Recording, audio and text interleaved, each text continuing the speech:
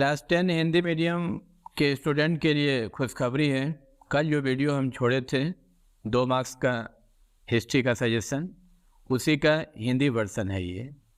चलिए हम chapter wise करके बताते जाते हैं कि किस चैप्टर से कौन सा क्वेश्चन आएगा। चैप्टर 1 से पहला क्वेश्चन है परिवेश के इतिहास का क्या महत्व है। दूसरा है सबल्टन वर्ग के इतिहास से आप क्या समझते हैं, या निम्न वर्ग के इतिहास से आप क्या समझते हैं, ये भी चैप्टर 1 है। और तीसरा नंबर है आत्मकथा एवं स्मृति कथा का क्या तात्पर्य है। इस तरह से हो सकता है या तो ऐसे भी हो सकता है ये कि स्मृति कथा अथवा आत्मकथा को आधुनिक भारतीय इतिहास के स्रोत के रूप में किस प्रकार व्यवहार किया जाता है, ये भी चैप्टर 1 का है।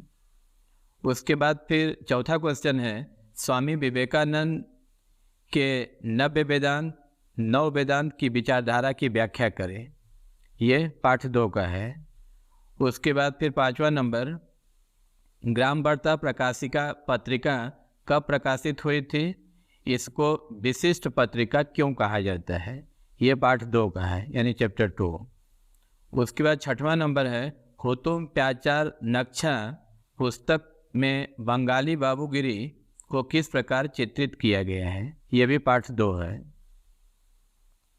उसके बाद 7वां नंबर है नील विद्रोह के बारे में बंगाल का शिक्षित समाज माने क्या सोचता है, या तो फिर नील विद्रोह के बारे में बंगाल के शिक्षित समाज की क्या भूमिका रही है।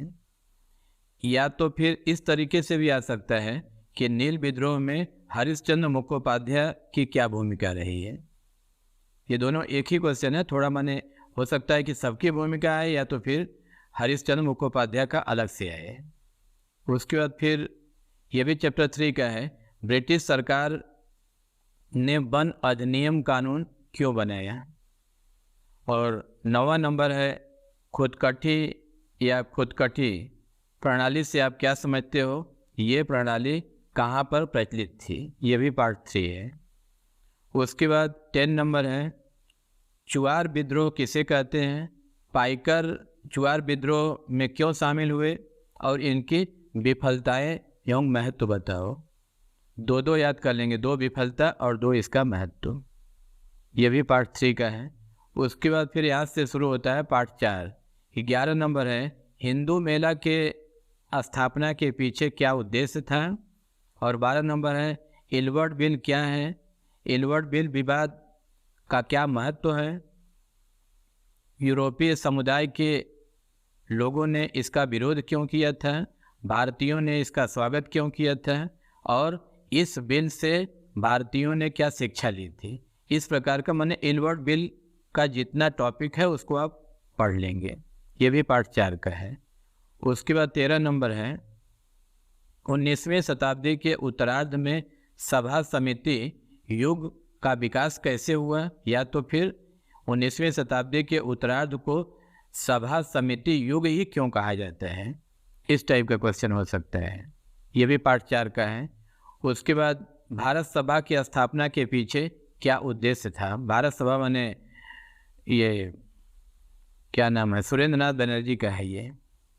उसके बाद 15वां नंबर है 19वीं शताब्दी में राष्ट्रीयता की भावना उत्पन्न करने के लिए भारत माता के चित्र की क्या भूमिका थी। भारत माता पेंटिंग आता है इंग्लिश में, भारत माता चित्र या भारत माता का कुछ भी करके हो सकता है, ये भी पार्ट 4 है। उसके बाद 16 नंबर है विश्व भारती और शांति निकेतन की स्थापना का उद्देश्य क्या था और कौन स्थापना किया था, ये तो आपको पता है, ये दोनों ही आप पढ़ के जाएंगे। शांति निकेतन की जगह श्री निकेतन भी हो सकता है, ये पार्ट 5 का है। उसके बाद 17 नंबर है श्रीरामपुर ट्रियो किन्हें कहा गया है, वो जो इंग्लिश में था श्रीरामपुर ट्रायो, ये भी पार्ट 5 का है। फिर 18 नंबर है राष्ट्रीय शिक्षा परिषद की स्थापना क्यों हुई थी, इससे कौन जुड़ा था, माने कौन कौन इससे जुड़ा हुआ था, और ये असफल क्यों हुआ था। इसकी असफलता का 2 कारण पढ़ लीजिएगा, ये भी पार्ट 5 का ही है। उसके बाद बंगाल में छापाखाना के विकास में पंचानन कर्माकर की क्या भूमिका रही है, ये भी पार्ट 5 है। उसका 20 नंबर है एका आंदोलन या एकता आंदोलन क्यों शुरू किया गया था, कब शुरू हुआ था, ये भी आप जान जाइए। 1867 पता है आपको? अरे नहीं, क्या वो, सॉरी, वो तो हिंदू मेला का है। और इसके नेता कौन थे, मतलब कब शुरू हुआ था, नेता कौन थे, और आंदोलन के पीछे का बैकग्राउंड, इतना आपको पता होना चाहिए। ये पार्ट 6 है।